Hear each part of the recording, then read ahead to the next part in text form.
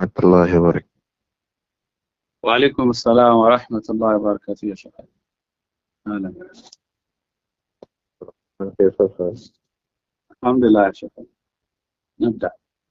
الحمد لله نحمده ونستعينه ونستغفره ونعوذ بالله من شرور أنفسنا وسيئات أعمالنا. من يهده الله فلا مضل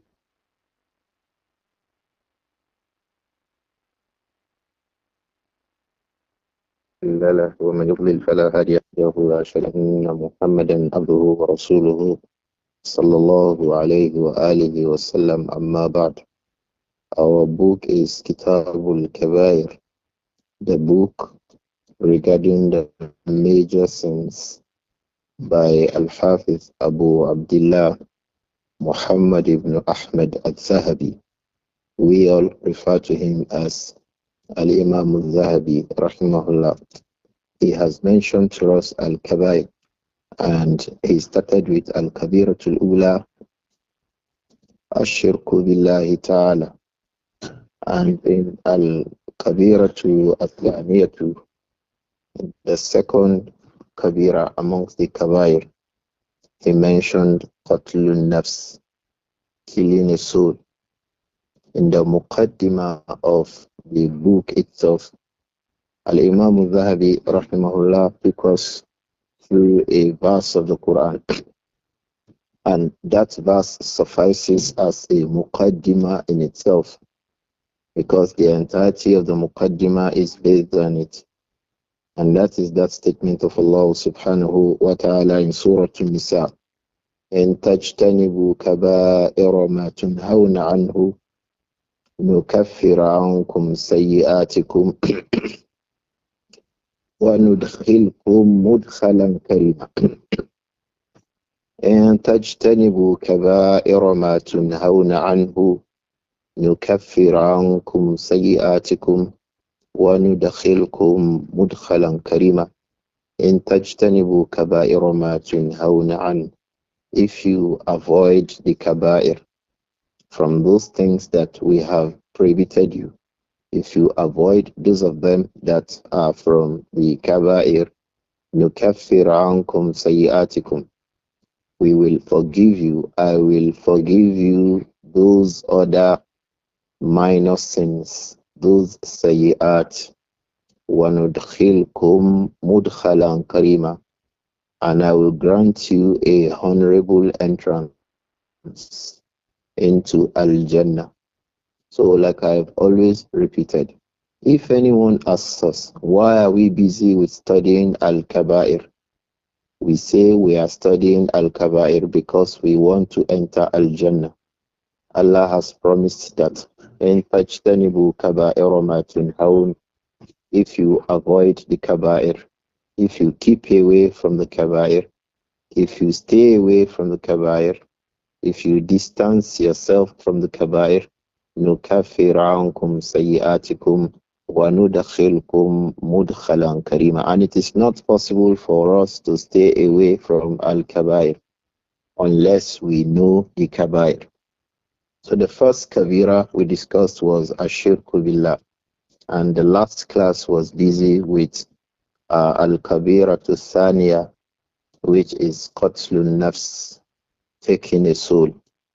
The first verse we read was that verse in Surah An-Nisa also, where Allah said, وَمَنْ يَقْتُلْ مُؤْمِنًا مُتَعَمِّدًا فَجَزَاؤُهُ جَهَنَّمُ خَالِدًا فِيهَا وَغَضِبَ اللَّهُ عَلَيْهِ وَلَعَنَهُ وَأَعَدَّ لَهُ عَذَابًا عَظِيمًا. مَنْ يَقْتُلْ مُؤْمِنًا مُتَعَمِّدًا, any person who knowingly kills the life of a person of Iman.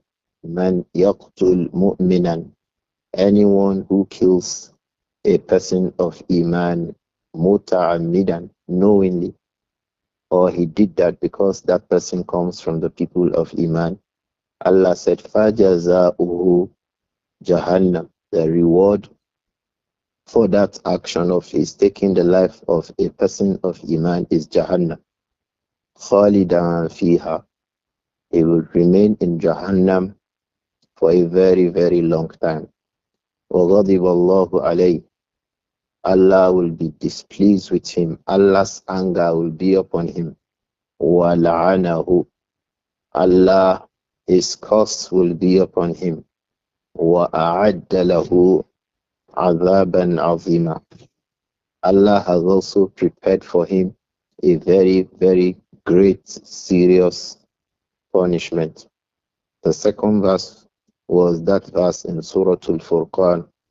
وَالَّذِينَ لَا يَدْعُونَ مَعَ اللَّهِ إِلَهًا آخَرَ وَلَا يَقْتُلُونَ النَّفْسَ الَّتِي حَرَّمَ اللَّهُ إِلَّا بِالْحَقِّ وَلَا يَزْنُونَ وَمَن يَفْعَلْ ذَلِكَ يَلْقَ أَثَامًا يُضَاعَفْ لَهُ الْعَذَابُ يَوْمَ الْقِيَامَةِ وَيَخْلُدْ فِيهِ مُهَانًا إِلَّا مَن تَابَ وَآمَنَ.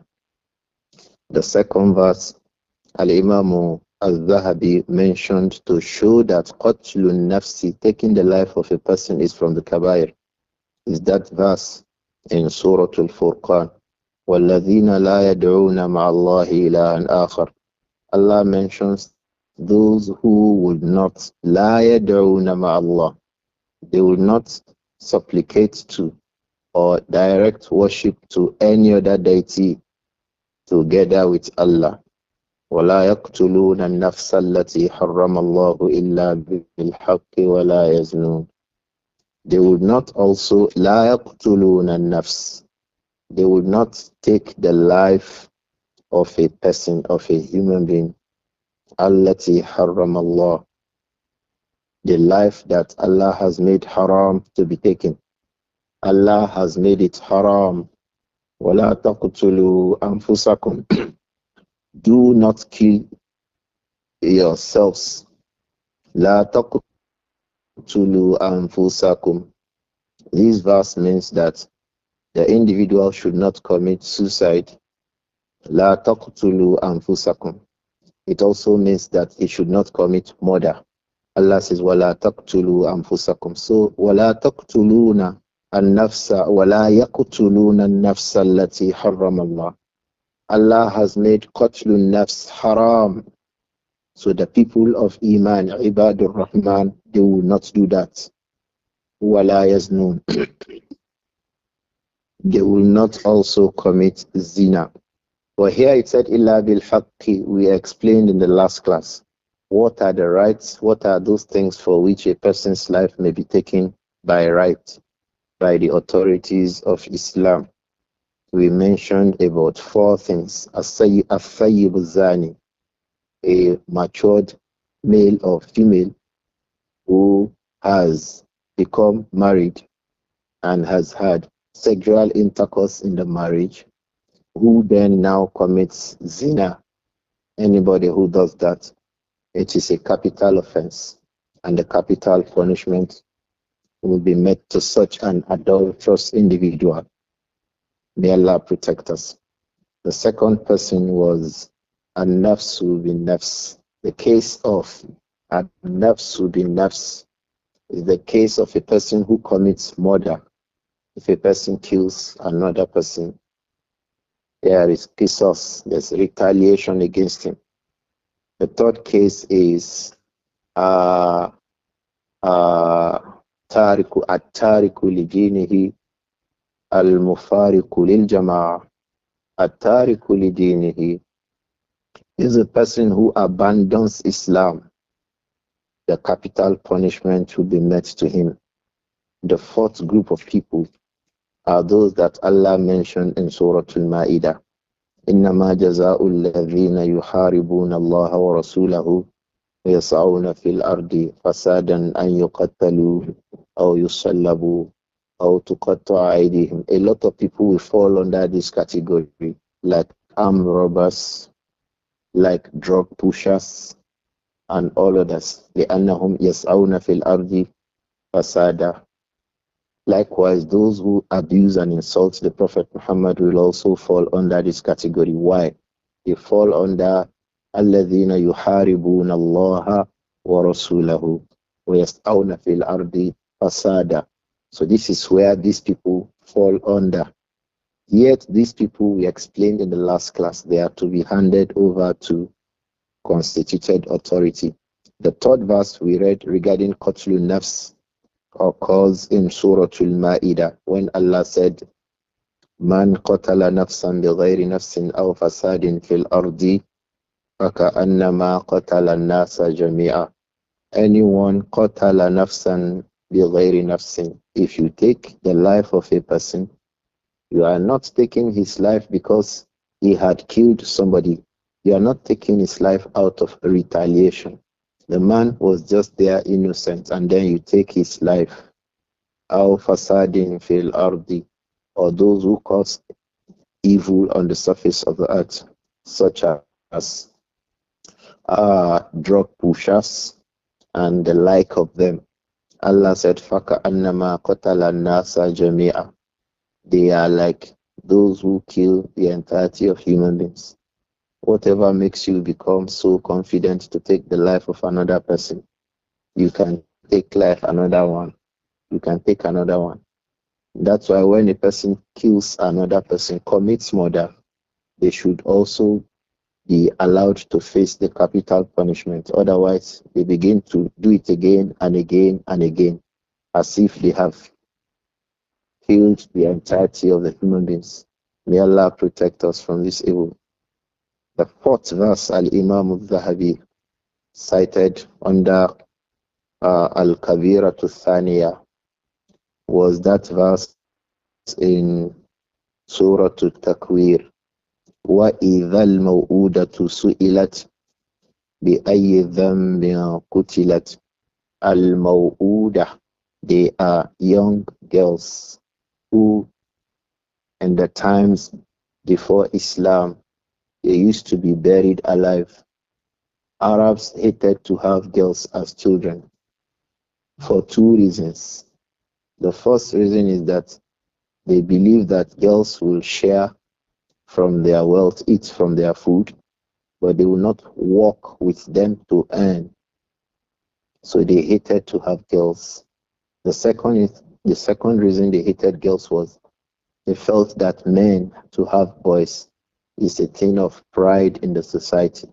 It shows power, it shows strength, it showed energy, because the society was a society without authority, without constituted authority. It was a society of a wilderness where the stronger you are, the more you are able to oppress anybody. So they wanted male children by way of seeking protection for from themselves, and by way of being able to aggress whenever there was need for aggression. So they took pride in having male children, and they did not like having female children. So whenever they have a female child, some of them, because some of the scholars of tafsir explain that that practice itself was not the practice of the noble people in the society. The noble people in the society did not bury their girls alive. The noble people in the society did not bury their girls alive. It was the downtrodden, the less important people in the society at that time who used to do it. It was not something that honorable people did. In fact, they cited one of the grandparents of Al-Farazdaq, one of the scholars of Arabic grammar poetry, because one of his grandparents, in fact, would purchase such girls alive. Instead of burying them, he would say, let me give you money, give me the girl. And he did that in about over 70 cases. And that his grandchild used to sing a poetry regarding that by way of praising his grandparents. That when people went below bar, were burying their girls alive, his own grandparents were buying those girls so that they can live under their own care, under their attention, and they can grow up as people rather than being buried alive. So al-maw'udatu are those girls who were buried alive. Arabs used to fear that they will share from their food, they will share from their wealth, and there is nothing they will get from them. So Allah said, these children that you bury alive, su ilat, Allah will ask them on the day of Qiyam, the ayyidham bin kutilat.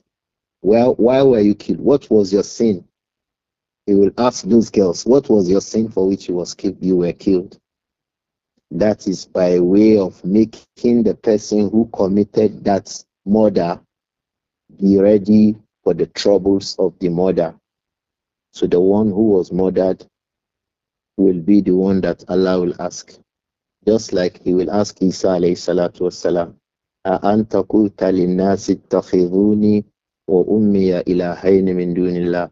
It was not Isa alayhi salam that told the people to worship him besides Allah. It was the people who chose to worship Isa. So the Isa who was worshipped will be asked, were you the one who told them to worship you? So the same way, the children who were buried alive, Allah will ask them, what did you do? That is by way of making the one who did it understand that he was in trouble on the day of Qiyamah. So the one against whom the crime was committed will be, what was your crime? Say, I didn't have any crime. So at that, the one who committed the crime will know that he or she is in trouble. Yes, even though there is qira'ah of that وَإِذَا الْمَوْءُودَةُ سَأَلَتْ, there is qira'ah, which would mean that it is the girl who was buried that will be asking those who buried her, بِأَيِّ ذَنْبٍ قُتِلَتْ, what was her sin for which she was buried alive. In either of the cases, on the day of Qiyamah, children who were buried alive, they will ask those who buried them alive, Bismillah. They too will be asked.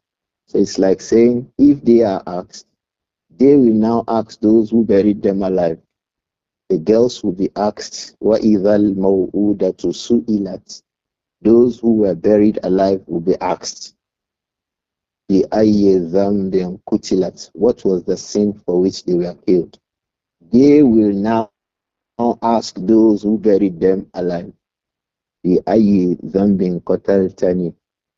What was my sin for which you killed me? So this is from the miracles of the Quran. One expression will give us various meanings, more so when we begin to bring qira'at into it. So the girls will be asked. They in turn will ask those who had buried them alive.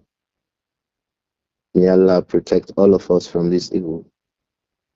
The next group of evidences were a hadith from the Prophet Muhammad alayhi salatu wasalam. Al-Imam al-Zahabi, under this chapter, he has mentioned about 15 ahadith that makes us understand that qatlun nafs is very grievous and serious as an offense, taking the life of a person. Ikhwa, taking the life of a person is a grievous sin. Taking the life of a human being is a grievous sin. The sin is worse if the person whose life was taken is a person of Iman, a Muslim. It is more serious in the sight of Allah subhanahu wa ta'ala. So the Prophet Muhammad sallallahu alayhi wa alihi wasallam said, Ijtanibu as-sab'a al-mubiqat. Ijtanibu as-sab'a al-mubiqat. O people, avoid as-sab'a al-mubiqat. The 7 mubiqat, muhlikat. 7 things that will destroy you. Avoid them. 7 things destroy people. Avoid them. The first thing that he mentioned is Ashirku Billah, and we have discussed it. Al-Imam al-Zahabi said, فَذَكَرَ قَتْلَ النَّفْسِ الَّتِي حَرَّمَ اللَّهِ. Then Allah mentioned قَتْلُ النَّفْسِ. So after Ashirku Billah, one of the sins that will destroy a human being, it will not only destroy you in this dunya, it will destroy you in Akhirah. It will put you into trouble.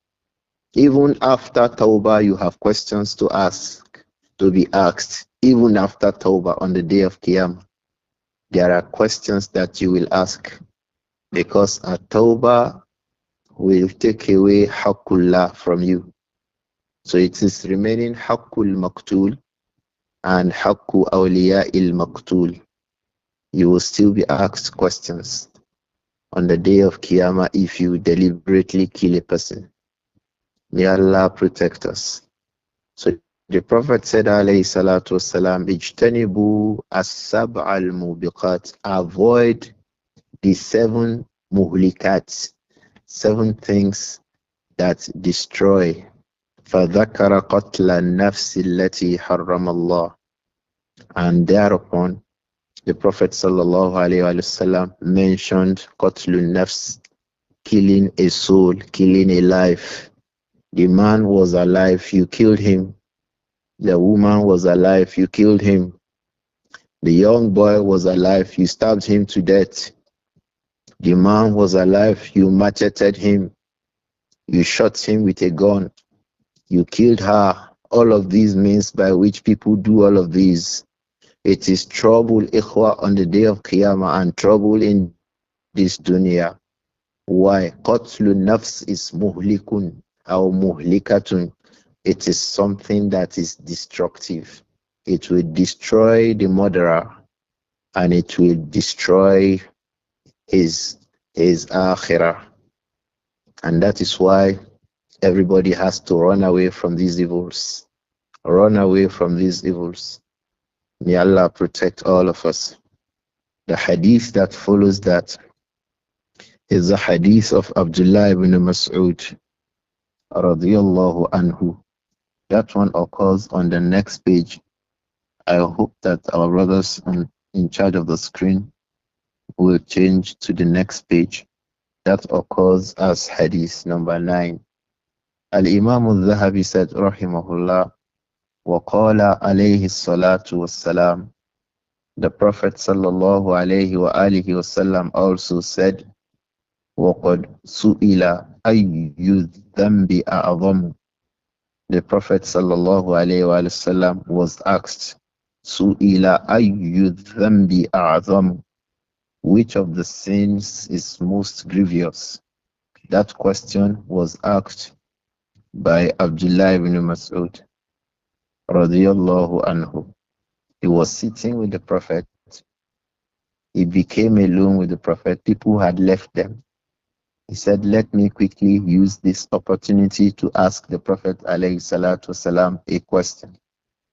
And the question that he asked was, Ayyu dhambi a'zamu. Which one amongst the sins is most grievous, is most serious, and is most destructive? All the Prophet said, sallallahu alayhi wa sallam, أن تجعل لله ندا وهو خلقك. أن تجعل لله ندا. The most serious, the most grievous sin is أن تجعل لله ندا. That you place an equal, that you place and associate a partner with Allah in His worship subhanahu wa ta'ala. You worship that person as you worship Allah, or you worship that person in a manner that Allah alone deserves to be worshipped like that. وَهُوَ خَلَقَكَ. While it was Allah that has created you alone, you direct worship to somebody else or to something else when you were just created by Allah alone. That was why in many places in the Quran, Allah will say, Ma ashhadtuhum khalqa samawati wal ard. Those things people worship besides me, were they witnesses? Were they there when I was creating my creatures? So if they were not there, why should they be worshipped together with me when I was alone who made my creations? I made them for myself that they should worship me. So it is from the evils of worst category that antaj'ala lillahi niddan wa huwa khalaqaka. You place an equal with Allah, a partner with Allah. Wa huwa. When the truth is that, when the condition proper is that it was Allah alone who created you. In the reports of this hadith, Abdullah ibn Mas'ud said, Qultu lahu inna dhalika la'azim. Abdullah ibn Mas'ud radiyallahu anhu said to the Prophet Muhammad sallallahu alayhi wa sallam when he told him about shirk as the worst of sins. He said, Inna dhalika la'azim. Look at the tawqidat. Certainly, dhalik in this case is also from the aspects of showing tawqid, because it mentions shirk as something that should far away, something distant that nobody should come near. And then he brought this Islam again. Inna dhalika la'azim. It is something that is really, really serious. What is that? An taj'ala lillahi niddan wa huwa khalaqaka. That you bring a partner, an equal, an associate in worship with Allah when it was Allah that created you. May Allah protect us. Ibn Mas'ud understood what it meant. After all, he had been with the people before the Prophet came with At-Tawheed, alayhi salatu wassalam. So he understands shirk, radiyallahu anhu. So he said, Thumma ayu, after shirk, what is next from the sins that are most grievous before Allah? Then the Prophet said, alayhi salatu wassalam, An taqtula waladaka khashyata an yut'ama ma'ak. An taqtula waladak khashyata an yut'ama ma'ak. The second most grievous sin, ayyuhal ikhwa, is that an taqtula waladak, that you kill your children. Waladuka is mufradun mudaf. So if I say that you kill your children, I am not making a mistake. That you kill your child or that you kill your children. Khashyata an yut'ama ma'ak. Because you are afraid that that child will be fed together with you. In some riwayat it says khashyata an yat'ama ma'ak. You are afraid that that child will be eating the same food you have. Your child will share your finances. He will you have your salary. You are afraid that if you have children, that child will be sharing in your meag resources. That is the reason why after you are pregnant with a child, you abort the child. You are afraid that the child will be sharing from your little resources, as you call it. This one is a big sin with Allah. It is still from the aspects of murder in Islam. From the aspects of murder, ayyuhal ikhwa, in our religion, akramakumullah, may Allah protect us and honor all of us. Ikhwa, run away. Your wife became pregnant first, second month, and then you tell her to abort. Why? You cannot take care of pregnancy. This is you that Allah is talking to. You are from the killers. You are from the murderers. You that your child is in the womb and you stopped his process of life or her process of life. You wickedly went to the hospital to destroy that life. You are from the criminals that you must understand. May Allah protect us. Abdullah ibn Mas'ud radiyallahu anhu asked the Prophet, Thumma ayyu, after shirk, what is the next worst crime? The Prophet said, alayhi salatu wassalam, An taqtula waladaka. In some riwayat it said, Makhafata an yat'ama ma'ak. You are afraid that he will share from your resources.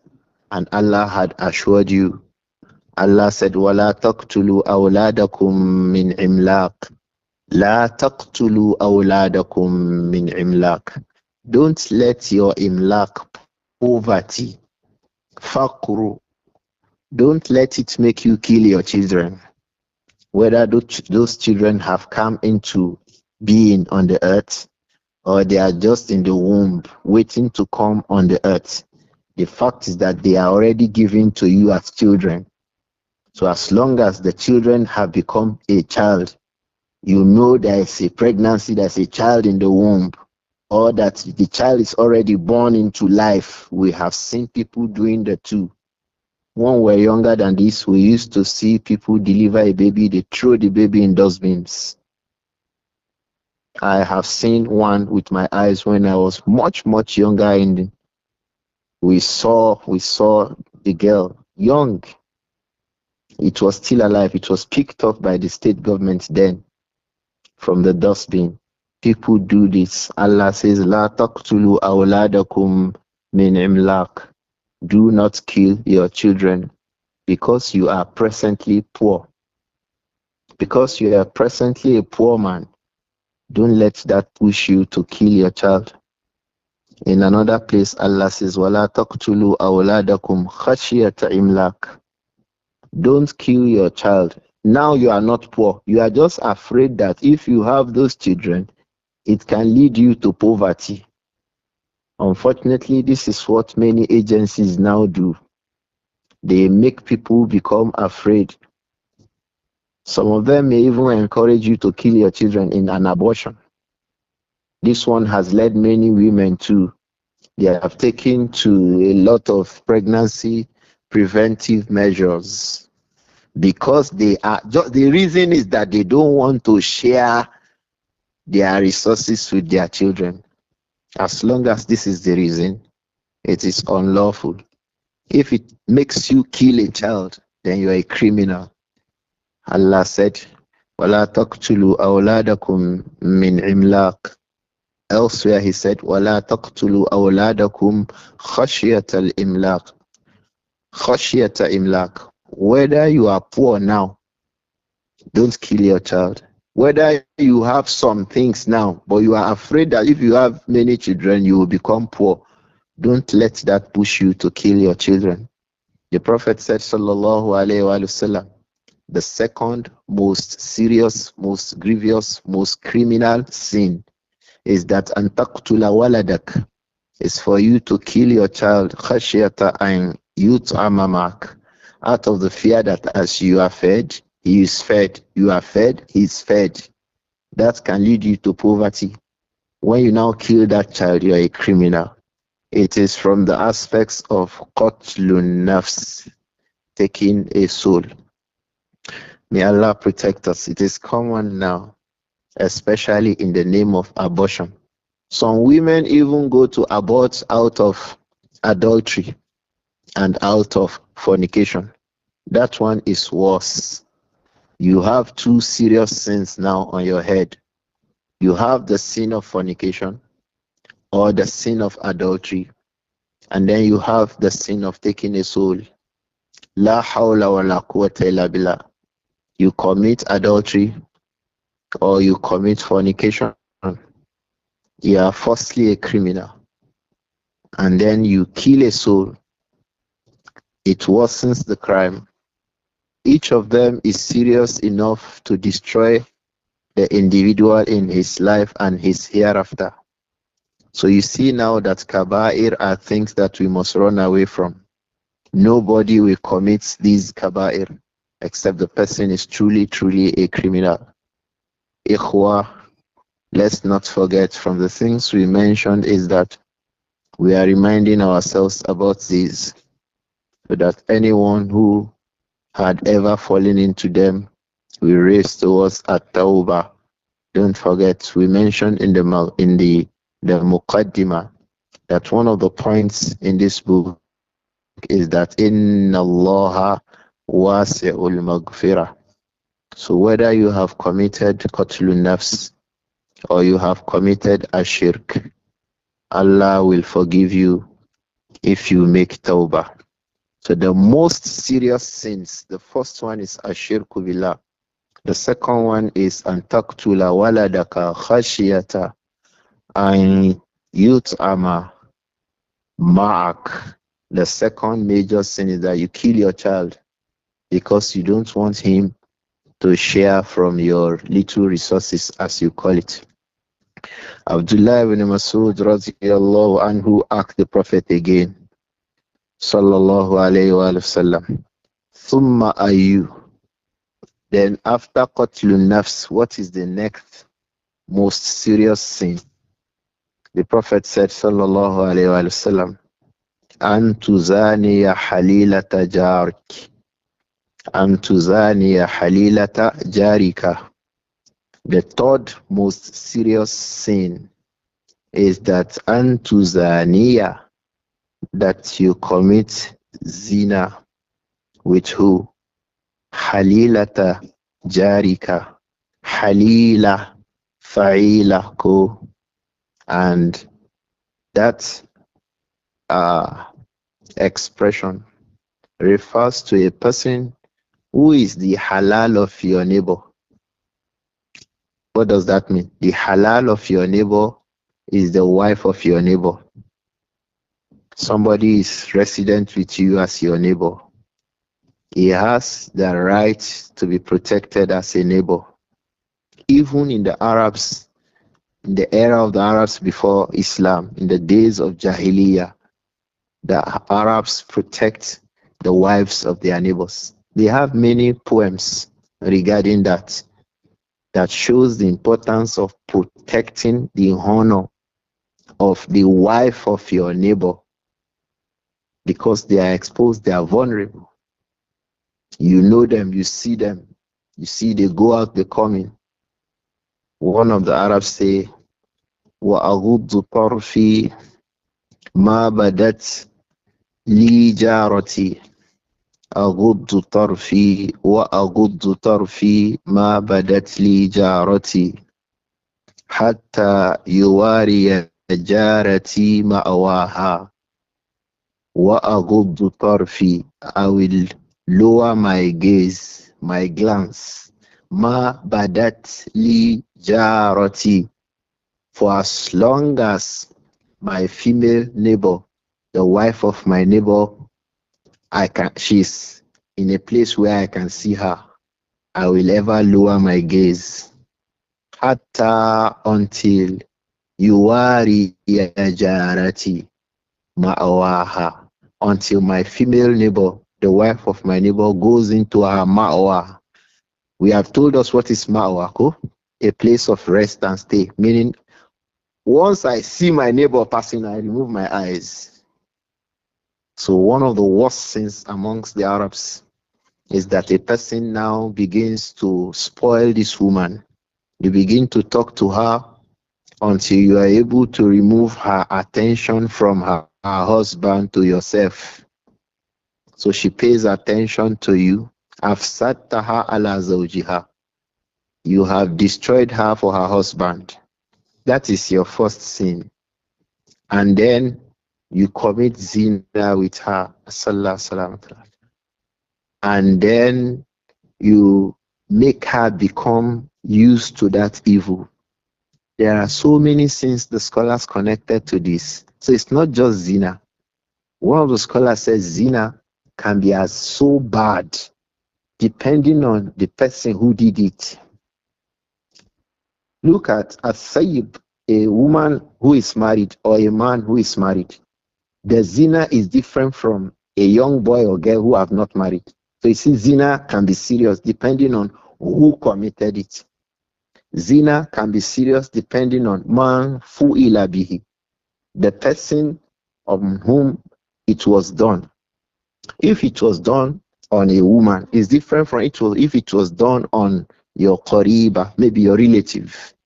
May Allah protect. Imagine a man commits zina with his daughter. How is that? And that was why when the Prophet was describing the evil of consuming riba, he compared it to a man committing zina with his mother. So you can see zina can also be as bad depending on the person to whom it was done. Zina will be bad depending on the person doing it. It will tell us the level of evil it is. Then the person to whom it was done. Then the place where it was done. The time it was done. Ikhwa. Look at zina in Ramadan. It's not like zina outside Ramadan. The place, look at zina in Makkah. It is not like in any other place. So the more these things become involved, the more grievous it is. So one of the worst forms of zina is, may Allah protect all of us, antuzania halilata jarika, that a person commits this evil with the wife of his neighbor. So, but the point of reference why this hadith was brought here, because we'll still be coming to zina as from the Kabaair. Here we are talking about what? Qatlun nafs. It is the second most serious sin. Ibn Mas'ud radiyallahu anhu asked the Prophet sallallahu alayhi wa sallam, Ayyu dhanbi a'zamu inda Allah? Which of the sins is worse, most grievous in the sight of Allah? The Prophet answered alayhi salatu wasalam, An taj'ala lillahi niddan wa huwa khalaqaka. It is for you to join, to associate, to place a partner with Allah when it was Allah who created you. He does not deserve a partner. Subhanahu wa ta'ala. Summa ayu. Ibn Mas'ud asked, then which one? Then the Prophet said, alayhi salatu wasalam, An taqtula waladaka khashyata an yut'ama ma'ak. The second most grievous sin, ayyuhannas, is that an taqtula waladak, for you to kill your child, male or female, khashyata an yut'ama ma'ak, because you are afraid that he will share from your food, he will share from your resources, he will share from your salary. So I will only give birth to a child that I can take care of. That was why you aborted that pregnancy. You are also a killer, you're a murderer. May Allah protect all of us. Then he asked him again, Summa ayu. Then after that, which one? The Prophet said, alayhi salatu wasalam, Antu zaniya halilata jarika. That a person commits zina with the wife of his neighbor. That hadith is the hadith of Abdullah ibn Mas'ud, and it occurs in Sahih al-Bukhari and Muslim. The next hadith that Al-Imam al-Zahabi cited to make us understand the evil of Qatlun Nafs is the hadith that was reported by Abu Bakr radiyallahu anhu. The Prophet said, sallallahu alayhi wa sallam, so Al-Imam al-Zahabi said, وَقَالَ صَلَّى اللَّهُ عَلَيْهِ وَآلِهِ وسلم إذا التقى المسلمان بسيفيهما فالقاتل والمقتول في النار قيل يا رسول الله هذا القاتل فما بال المقتول قال إنه كان حريصا على قتل صاحبه. Al-Imam al-Zahabi cited this hadith. That hadith occurs also in Bukhari and Muslim. The Prophet said alayhi salatu wasalam, إذا التقى المسلمان بسيفيهما, when two Muslims iltaqa, they face themselves بسيفيهما, with their swords. Each of them has a sword in his hands. May Allah protect us. These days you see one Muslim belongs to one political party, the other Muslim belongs to another political party. They are acting as dogs for parties. During elections, you see people face themselves. One Muslim with another Muslim, with swords on both sides. They are fighting not for them to be leaders. They are fighting for some people to be leaders. That is why you take a sword against your brother. May Allah protect all of us. إِذَا الْتَقَى الْمُسْلِمَانِ بِسَيْفَيْهِمَا فَالْقَاتِلُ وَالْمَقْتُولُ فِي النَّارِ. The Prophet said, alayhi salatu wasalam, when two Muslims face them, this فَالْقَاتِلُ, the one who killed the other one, وَالْمَقْتُولُ, and the one who was killed, the two of them will be in Jahannam. فَالْقَاتِلُ وَالْمَقْتُولُ فِي النَّارِ. The one who killed, وَالْمَقْتُولُ, and the one who was killed, finnar. The Prophet alayhi salatu wasalam, he gave them that the punishment for their sin is fire. The companions radiyallahu anhum, they usually ask these questions so that they can keep away. When they ask, they are asking to keep away. Abu Bakr radiyallahu anhu asked the Prophet alayhi salatu wasalam, he said, Kila, The Prophet was asked, alayhi salatu wasalam, Ya Rasulallah, O Messenger of Allah, Ahadha al-qatil. This is the person who has killed. We understand that one. Fama balul maqtul. How about the one who was killed? How does he become also min ahlinar? How does he also become from the people who will enter the fire? The Prophet said, alayhi salatu wasalam, Innahu kana harisan ala qatli sahibihi. He also kana harisa. He was also making efforts. He was also making some efforts to do what? Ala qatli sahibihi. He was also making efforts to kill the other person, but he ended up being killed. The two of them are guilty of the offense of murder. In another expression, the Prophet said, alayhi salatu wasalam, إنه قد أراد صاحبه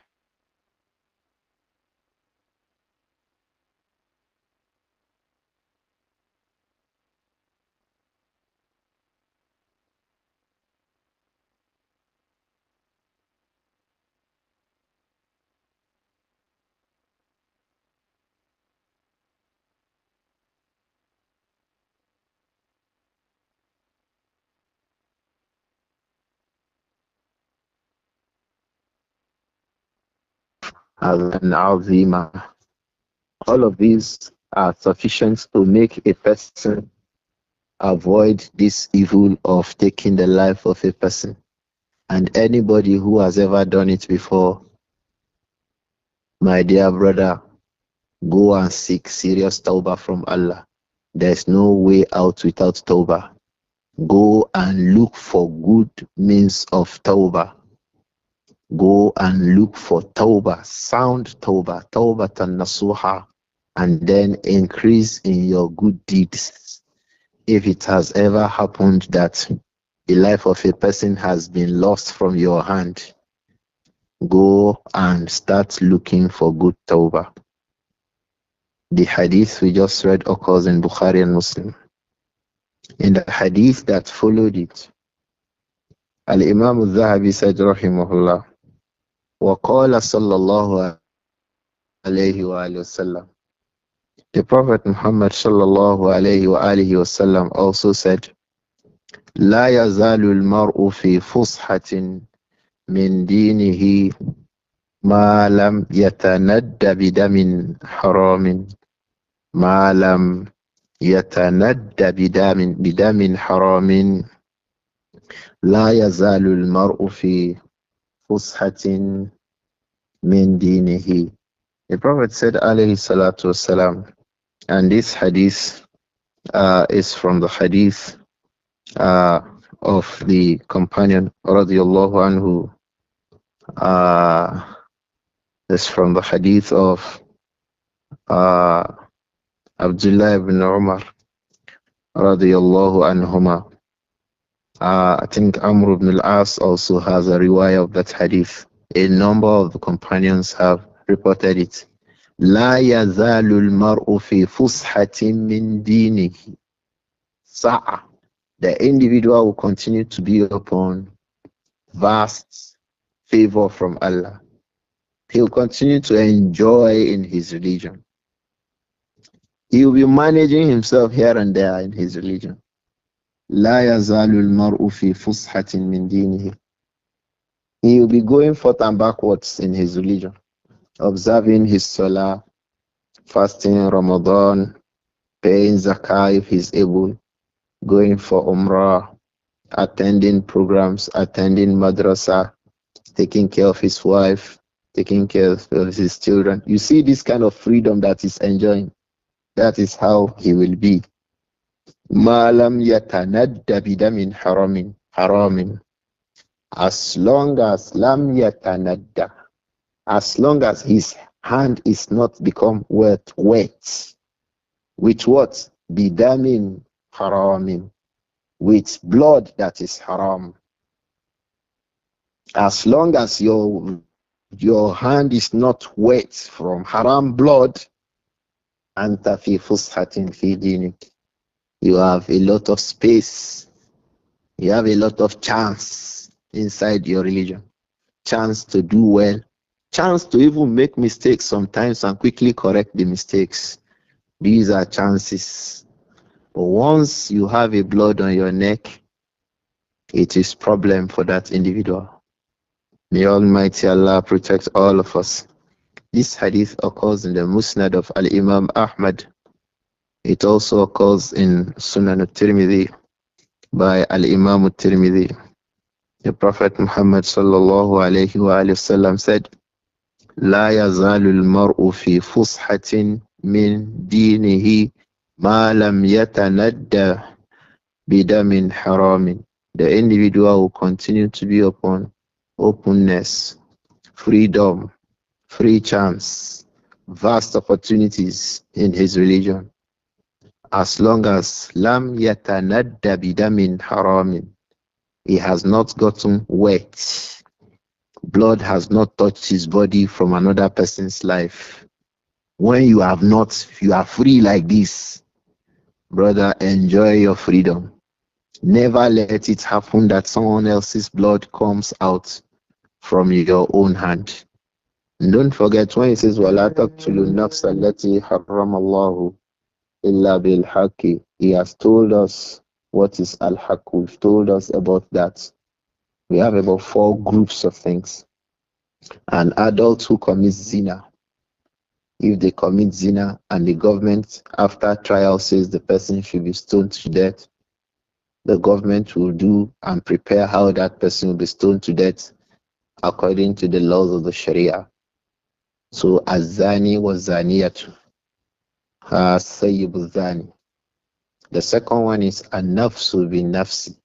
A person kills one person, he be killed in retaliation. The government will hold the person who commits murder. Appropriate steps will be taken. The person will be killed.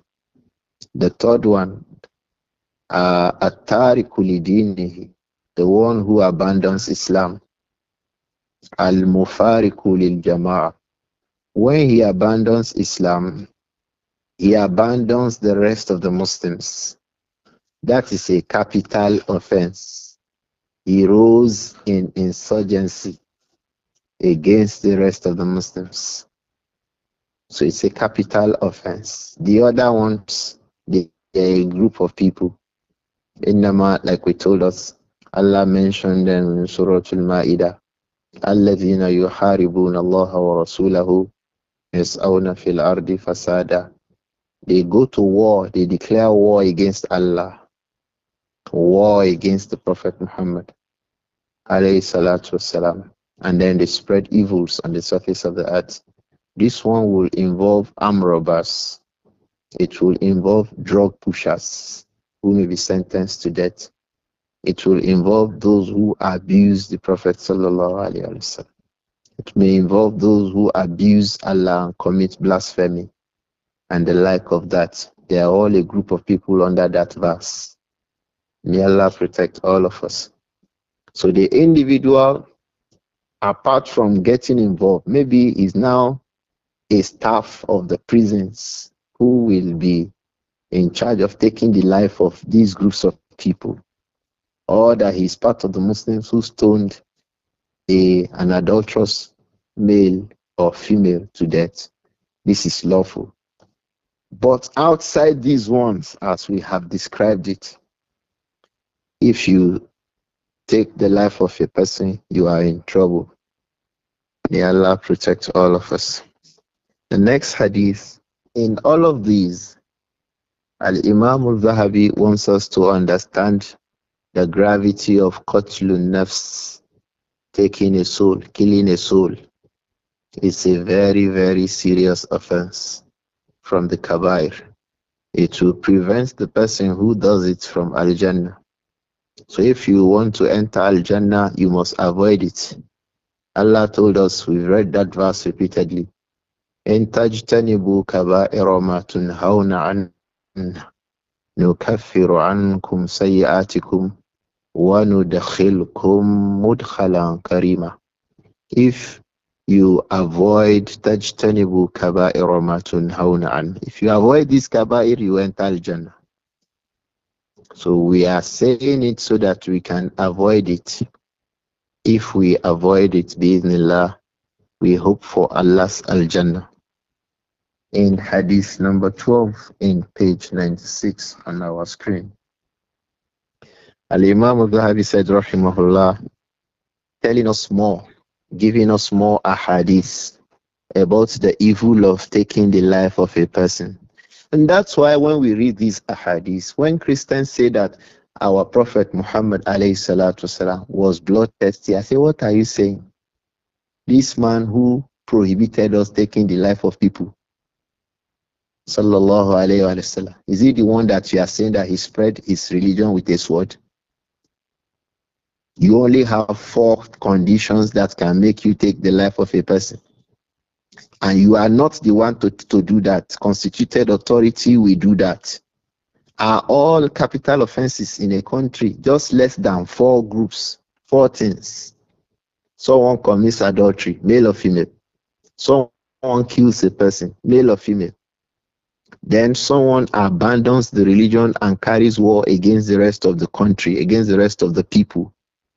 And then this other group, armed robbers, drug pushers, those who commit blasphemy, and just these 4 groups of things, their offense is capital. Is this the religion that you are saying that was spread by spilling blood? This one that prohibits taking the life of people in various angles. Is that the messenger you are talking about? Hear what he said again, sallallahu alayhi wa sallam. La tarji'u, the Prophet said alayhi salatu wasalam. This hadith was reported by Jarir ibn Abdullah al-Bajali, radiyallahu anhu, Yusuf al-Ummah. Jarir ibn Abdullah was one of those who accepted Islam less than 1 year before the Prophet died, alayhi salatu wasalam. His Islam was about 1 year, less than 1 year, about 6 to 7 months after he accepted Islam. The Prophet died. Why are we saying this? For us to know that it was a regular thing the Prophet was saying. If you came into Islam today, you will understand that the Prophet hated that people should take the life of people. Sallallahu alayhi wa alihi wa sallam. The Prophet said alayhi salatu wasalam, La tarji'u ba'di kuffara, yadribu ba'dukum riqaba ba'd. La tarji'u ba'di kuffara. O Muslims, La tarji'u ba'di kuffara. Don't go back after I have died. Don't go back to the ways of the people of Kufur. Don't behave like the people of Kufur. What is the way of the people of Kufur? They are always taking the life of people. Dear brothers and sisters, one of the reasons why taking lives is common in our own society is that idol worship is also common. When idol worship is common, taking the life of people will be common. Wherever there is kufr and shirk predominant, qatlun nafs too goes predominant. When young people begin to look for money, what do? Is there anything they do regarding cultism and occultic practices that removes taking the life of people? When shirk is predominant, qatlun nafs becomes predominant. They follow themselves. May Allah protect all of us. So that was why the Prophet warned the people of Islam, La tarji'u ba'di kufara. Don't become, after I have died, behaving like the people of Kufur. Don't go back to their behaviors. Don't be like them. Don't turn to become Kufar. How? Ulama said Kufur here is al-kufrun duna kufr. He's not saying that once a Muslim kills another Muslim, he has become a kafir. No.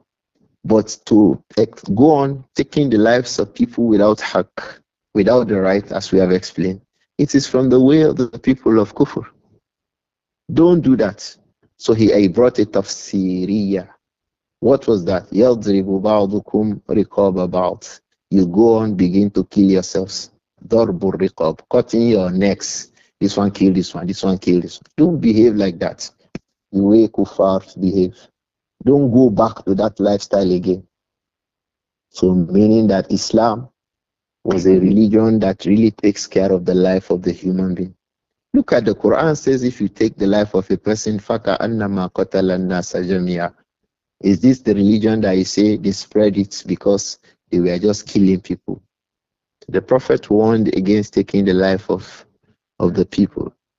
Sallallahu alayhi wa alihi wasallam. La tarji'u ba'di kuffara. O Muslims. He warned his companions. Sallallahu alayhi wa sallam. Don't return to the way of the people of Kufur.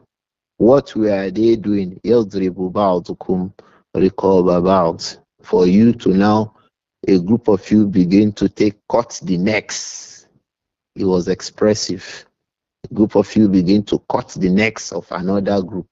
La tarji'u kuffara ba'di. Don't go back to that. He called it kufur because it's a serious offense. Some scholars say because it easily leads to kufur. Some say the kufur referred to here is kufrun duna kufur. He mentioned something similar to that in Surah Al-Hujurat. So taking the life of a person, the point in these ahadith is a serious offense. It is from the Kabaair. It will prevent you from Al-Jannah and it will bring you into Jahannam unless you make sound tawbah and keep away from it. So that's why we say the verse in tajtanibu kaba'ira ma tunhaw. If you avoid kabair, you will enter al-jannah. Nukaffir ankum sayi'atikum wa nudkhilkum mudkhalan karima. So you have seen kabair. The second from amongst the kabair, or the second kabira we have mentioned is what? Qatlun nafsi. We still have a few more ahadith bi'idhnillah we'll look at in a subsequent class. I wish that our government goes about announcing these ahadith to people so that it will reduce qatlun nafs and these kinds of banditry, insurgency, insecurity, kidnapping, and all of these in our own society. When people know how much Allah has frowned at these evils, qatlun nafs, it's a serious offense with Allah. Even if you make tawbah, you are still in trouble. Because there are three things connected to it. The first one is haq, Allah's right. The soul you have taken belongs to Allah, and He has prohibited you from taking a soul. You have violated that haq. So if you make tawbah, He will forgive you. But it remains haqqul maktul, the one that you have killed. He has a right to life. He has a right to live, but you kill that person. The third one is Hakku Awliya il Maktul, the right of the relatives of the person that you have killed. So you see, killing a person is a serious matter. Killing a person is if it has ever happened in your hands, go back to Tawbah. It is still the best thing you have. May Allah protect all of us. Keep us away from this evil. Can we have one or two questions about the Rahman?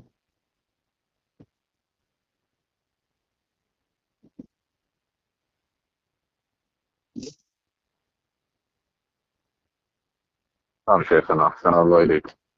السلام عليكم. آمين وإياكم أبا عامر. عليكم السلام ورحمة الله وبركاته.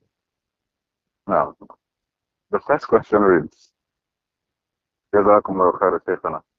Please, I have questions regarding taking life. If a person takes the life of someone who wants to steal from him, is that right? Also, is the government free to take lives without those reasons of life for life, etc., those valid reasons? Well, the first question, Sharia encourages us to protect our property, and it encourages us to fight those who want to usurp our property. But just like we all know, somebody should not hold a stick and you are holding a gun. You are now saying that you want to protect yourself. That's beyond protecting yourself. He has a stick, you have a gun. He has a stick, you have a gun. He has a machete, you have a bomb. So let it not be that upon the slightest excuse you took a soul. Let it be upon proper self-defense. You are really, really in danger. He has a gun. Aha, you can fire a gun before he fires his own. If it is this kind of a case, the Prophet sallallahu alaihi wasallam, he encouraged us to protect ourselves like this. He said, if he kills you, you are a shaheed, a martyr. If you kill him, he will be in Jahannam. He will be in the fire. So our religion encourages us on self-defense, but don't forget the explanations connected to it. Don't let it be that somebody just even knocked your door 2 a.m. in the night. You pick a gun and you fire that person. The person might even be your visitor who was held back in traffic in Lagos. And then you say, oh, because he knocked your door, you were afraid. You have a gun, you fire the person. No, you would have killed a soul. So let it be there that there was true threat to your life before you do things like that. May Allah protect us. The second question was about uh, can government expand the frontiers of capital punishment? If it is a Sharia government, if it's a government of Sharia, or a government that is not of Sharia, but it is borrowing this part of Sharia, it can be useful. Uh, there are they will seek judicial advice from the scholars depending on the particular issue we are talking about. I give you an example, like a person who wants to topple the government.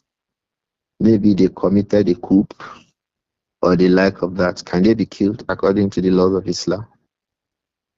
Can they? Yes. The Sharia encourages that people like that, or legislates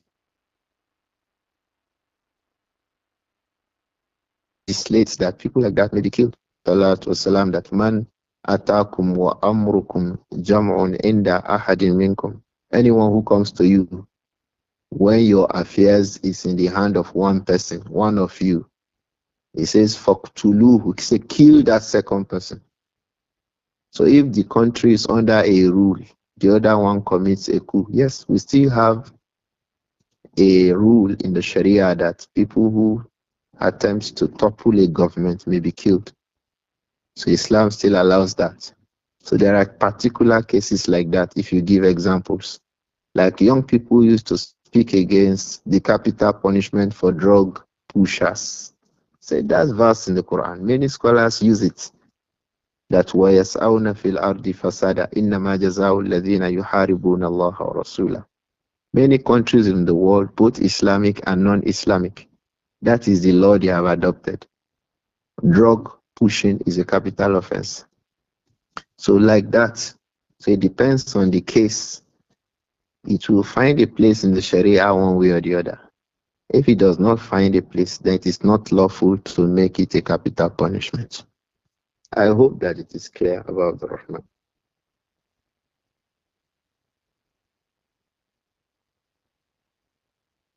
Shaykh, can we start from outside?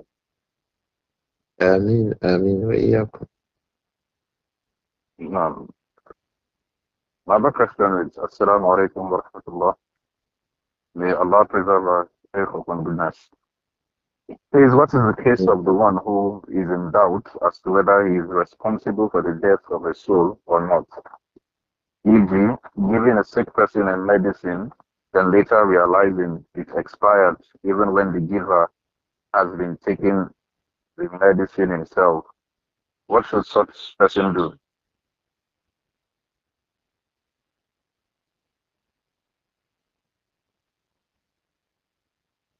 Well, Abba Amir, I did not hear the last part of your asking, but I think I can read. I saw that question. Well, if there is no clear cut, before we say a person was responsible for the death of another person, there will be clear cut link between that person and the death of the second person. Clear cut link. So if it's about doubt, you may just increase in good deeds. You may just increase in sadaqat. You may just increase in fasting and the likes of these, because there is no clear-cut evidence connecting you to the death of the person. So just be sure that you do a lot of good deeds based in Allah. May Allah protect all of us from this evil. Never make the life of a person go away from our own hands. I mean, someone is asking the line of poem regarding our neighbors. It says that وَأَغُضُّ طَرْفِي مَا بَدَتْ لِي جَارَتِي وَأَغُضُّ طَرْفِي مَا بَدَتْ لِي جَارَتِي وَأَغُضُّ طَرْفِي مَا بَدَتْ لِي جَارَتِي حَتَّى يُوَارِيَ جَارَتِي مَأْوَاهَا حَتَّى يُوَارِيَ جَارَتِي مَأْوَاهَا. أغض طرفي. I will lower my gaze, my sight. Ma badatli jarati. For as long as my neighbor can be seen by me, as long as I can see her, I will put away my sight away from her. Hatta until yuari jarati ma'waha, until the wife of my neighbor yuari becomes covered up by her residence, meaning until she enters into her residence. I will not look at her. Brothers, this is one lesson here, is that don't go and start trying to become unnecessarily familiar with the wife of your neighbor. If you are unnecessarily familiar with her, you will not be able to keep off your glance from her. And shaitan usually starts the evil from looking at her. The evil starts from looking. And that was why the Sharia prohibited looking. It says, وَكُلْ لِلْمُؤْمِنِينَ يَغُضُّوا مِنْ أَبْصَارِهِمْ وَيَحْفَظُوا فُرُوجَهُم. Look at what he connected. Looking and preserving your chastity. If you look, if you are not careful, you will destroy your chastity. But if you keep away from looking, Allah will help you to protect your chastity. So that poem said, وَأَغُضُّ طَرْفِي مَا بَدَتْ لِي جَارَتِي حَتَّى يُوَارِيَ جَارَتِي مَأْوَاهَا. I hope that it is clear. The second question the person asked, are artificial nails and eyelashes accepted in Islam? They are not acceptable. Wigs, artificial nails, artificial eyelashes, toning your skin, all these are from the aspects of changing the things that Allah has created. Allah didn't create you like that. Allah didn't create you, and our religion commands us to keep a clean finger. You must not keep your finger as a Muslim for 40 days without cutting it. 40 days must not go past you, as in the hadith of Abu Huraira and Bukhari and Muslim. 40 days must not go past without cutting your fingernails. 40 days must not go past without shaving your pubes. So these are restrictions the Sharia has given us. So likewise, the eyelashes. Unfortunately, we have known that these things now cause evil. Some people have gone blind because they were trying to fix eyelashes. So keep away from it. It is from the gimmicks of shaitan on people. He promised to make them do things like this. So don't change what Allah has placed on you. Don't even pretend it. Leave it like that. So no artificial nails, no eyelashes, no wigs, no skin toning. لَقَدْ خَلَقْنَا الْإِنسَانَ فِي أَحْسَنِ تَقْوِيمٍ. Allah has already created you beautiful. So we accept your beauty as you are. May Allah protect all of us.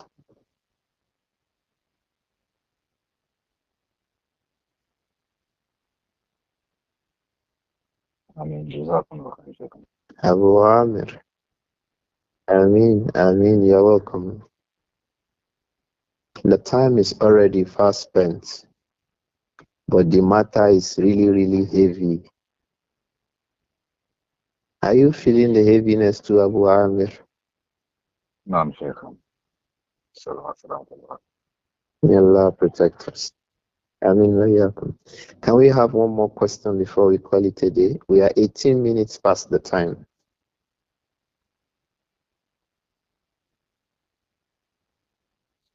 نعم شيخ. The question here is how does one make serious tawbah?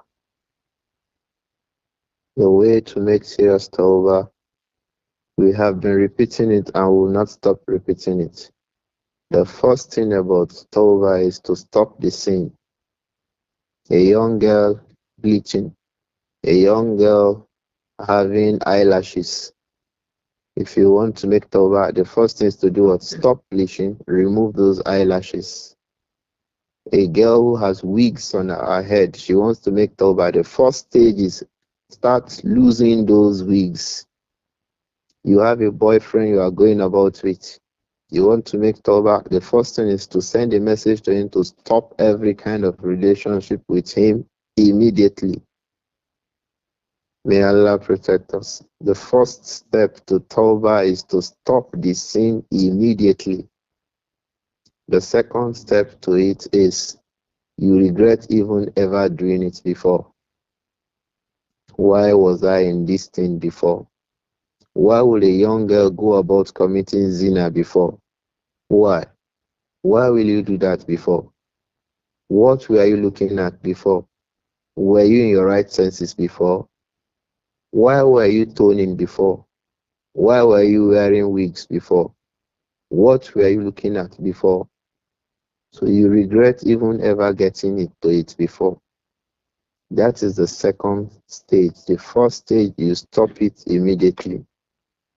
The second stage, you regret even ever doing it at all.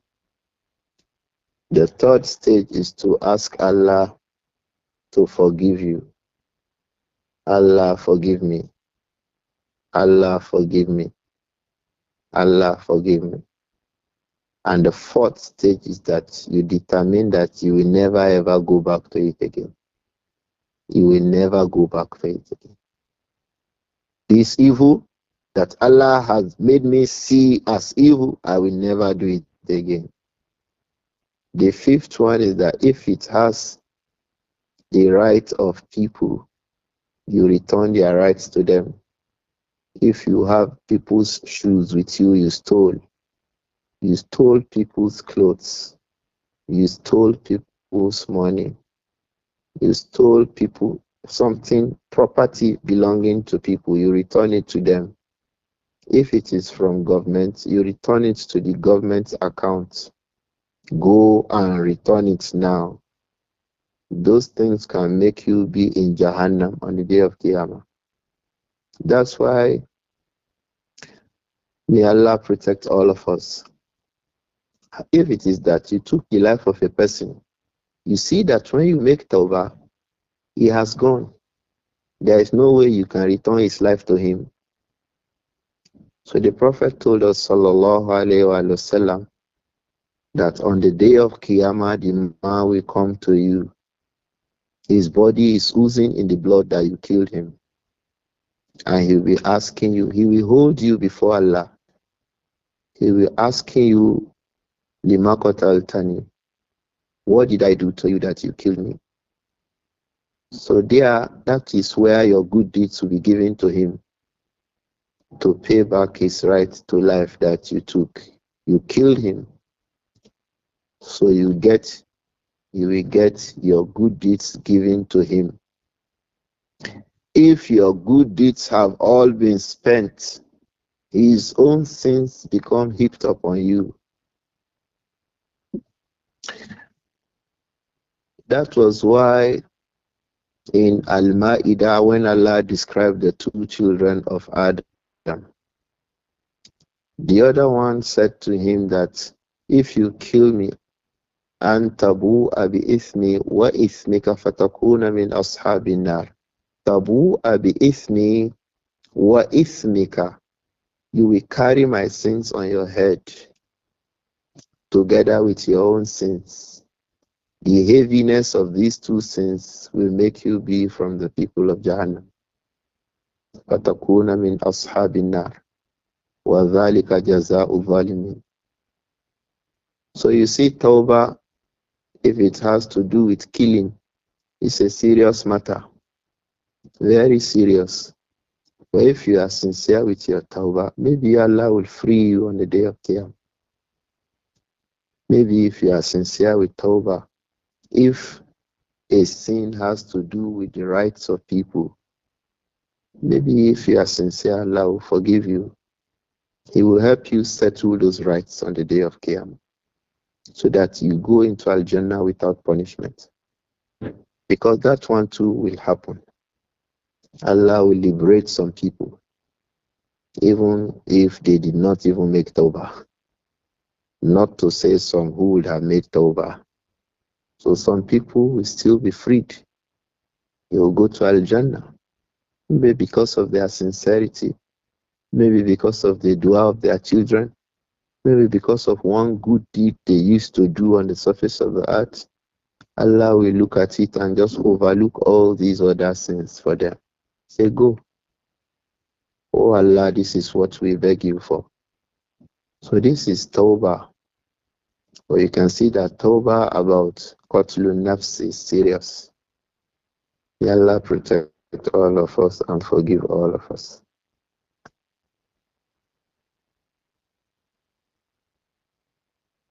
جزاكم الله خير.